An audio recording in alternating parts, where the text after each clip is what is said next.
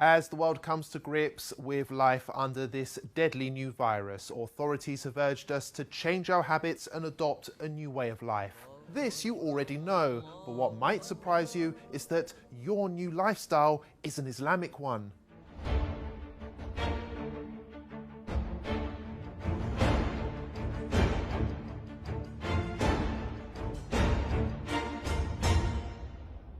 All Muslims believe that the Quran is both a holy text and a guide on how to live a healthy and productive life.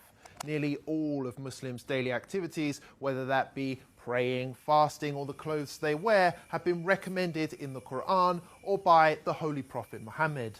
And for years, many of these practices have been ridiculed by non-Muslims who accuse them of being backwards, weird, or straight up offensive. But now, whether you like it or not, we all have to behave like a Muslim. For starters, pubs, clubs and casinos have all been closed.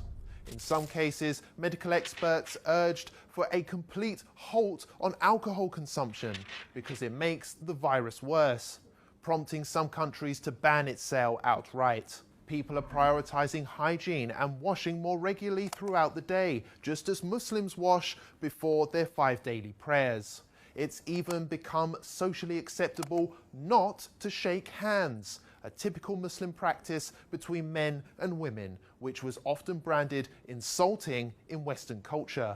Elsewhere, people are now beginning to cover their hands, hair and face in order to protect oneself in public, including those who at one time or another used to insult Muslim women for choosing to do the same thing. If there wasn't this way, you can use a scarf. A scarf is, a lot of people have scarves, and you can use a scarf. Scarf would be very good.